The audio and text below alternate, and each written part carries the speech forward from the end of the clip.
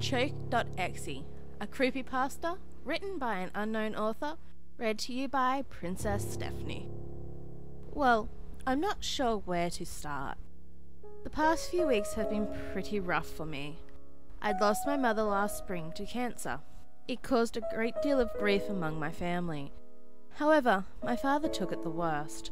He was never the same after Mum's death.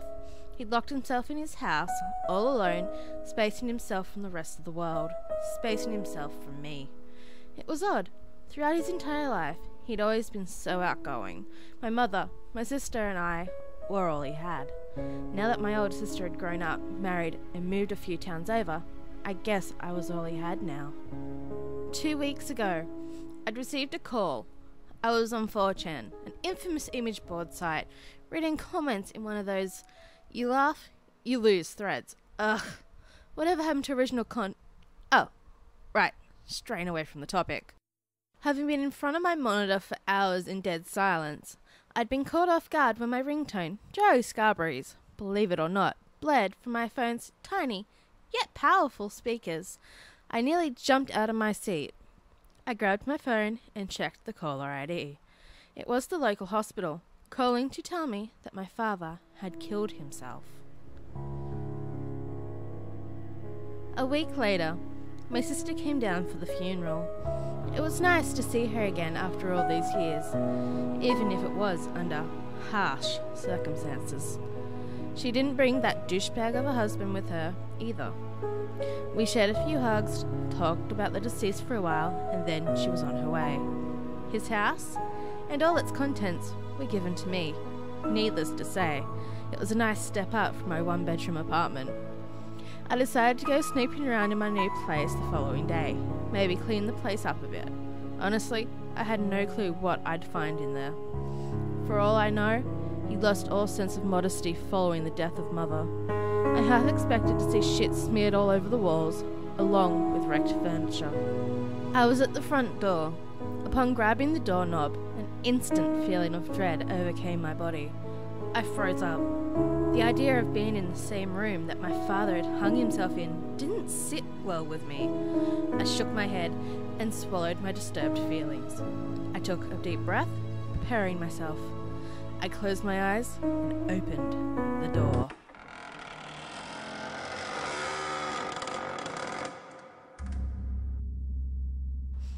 The front door led me into a hallway that split in 2 directions. In front of me was a door leading into the bathroom. To the right was the living room. Expecting the worst, I turned the corner. To my surprise, everything was in pristine condition. I scanned the area. There were a few couches surrounding an ancient-looking television set. My father had never been all that tech-savvy. What caught my eye, though, was the large fireplace near the seating. I didn't remember this. Granted, I'd only been in the house a handful of times before, but from recollection, this wasn't here before. Now, the fireplace isn't exactly what caught my attention. It was what was mounted above it.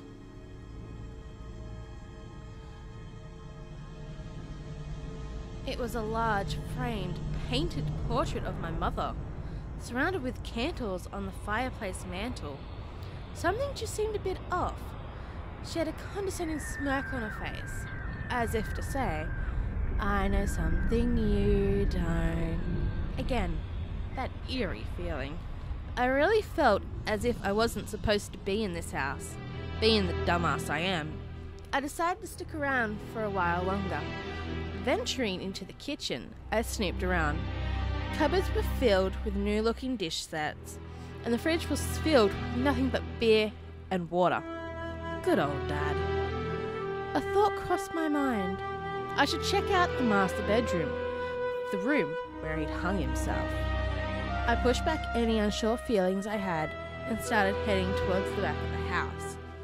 The door to my father's room was slightly open. Knots in my stomach growing ever so tight.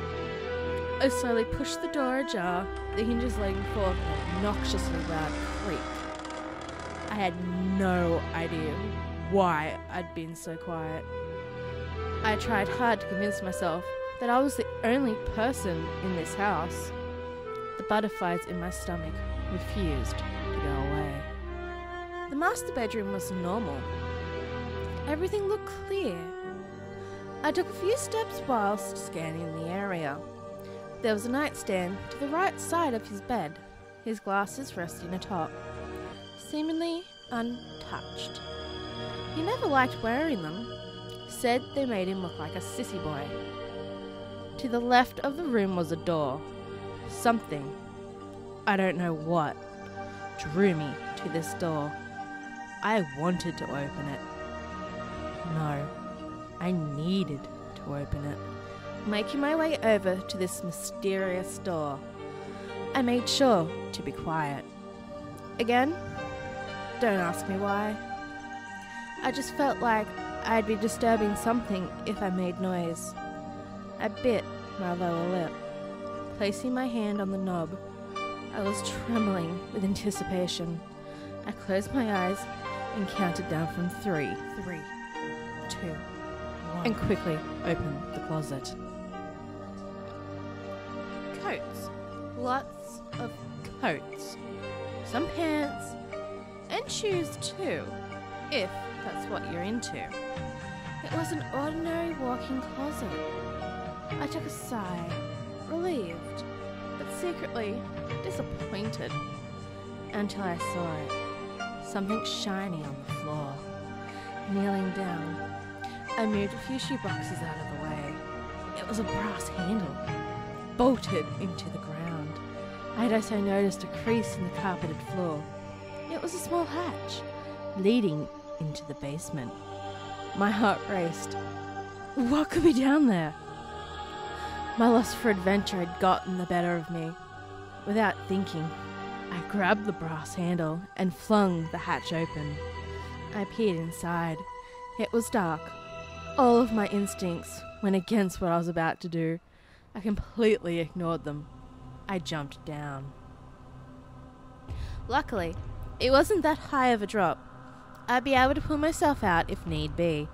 The basement was dark and extremely dusty. Fishing into my pocket, I pulled out my Zippo lighter. It took me a few tries, but I finally managed to get a steady flame to light up a small portion of the room. That's when I saw the last thing I'd ever expect to see in my father's basement. A computer. Sitting at the edge of the room was a small desk, keyboard, mouse, and monitor. One of those white plastic chairs was pushed into the desk. Curiously, I walked over to the station. The computer looked new, as if it had never been used. This couldn't be my father's. Why would he have a nice rig like this sitting in the basement? I pulled the flimsy chair from the desk and took a seat in front of the monitor. I crossed my fingers, leaned over, and tried booting up the computer. Eureka! It worked. The Windows 7 boot logo appeared in the screen. Again, it strikes me odd that my father owns such a nice and expensive-looking computer. It required me to select a user. There was only one. Disappointment. A chill went down my spine. Disappointment? Why would he name his profile that? I clicked it. It asked for a password. I grinned and typed Cheyenne, my mother's name. I'll be damned. It worked. I cocked my head to the side. Something was wrong. His desktop background was solid black. There was no start bar, and there was only one icon. In the middle of the screen was a single executable file. Choke.Exe. My hand trembled. I had no idea what I was doing here, why I came here in the first place. I wanted to turn around and get back to the comfort of my apartment.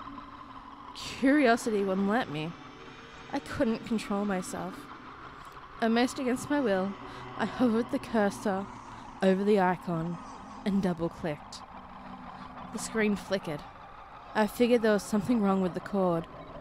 I reached my hand behind the machine. feeling for the wires. Impossible. Nothing was plugged in. The computer emitted a high-pitched buzz, almost as if it was working itself too hard. Shades of blue, red, and green flashed on and off in the monitor. The computer's whining became louder and louder, sputtering with life, increasing with intensity with every second. All of a sudden, everything became quiet again. I looked at the screen. There was a red dot in the very middle. Text underneath, simply stating, disappointment. My heart was pounding in my chest. Everything had come to a standstill. I relaxed for what seemed like a few seconds until I heard it. The sound of heavy breathing and footsteps behind me coming closer. I didn't dare shift my gaze from the computer's monitor. The footsteps stopped. Whoever, or whatever, was behind me had leaned in. Their mouth was right next to my ear. I heard a familiar voice whisper, "Choke." With great force, a rope had been wrapped around my neck. I screamed, loud as I could. The rope had tightened. I'd been yanked backwards out of my chair. I couldn't breathe. My neck was sore.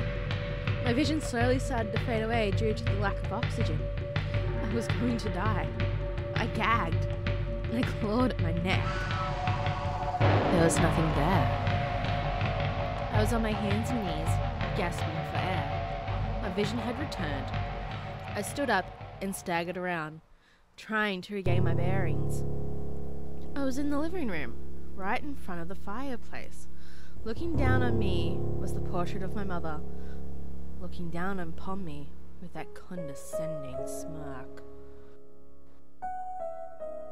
Present day. As I sit here writing this, in my dingy one-bedroom apartment, I can honestly say, there's no place like home. I have no idea what the hell happened. Honestly, I don't want to know. All I'm sure of is that I'm never setting foot in that house again.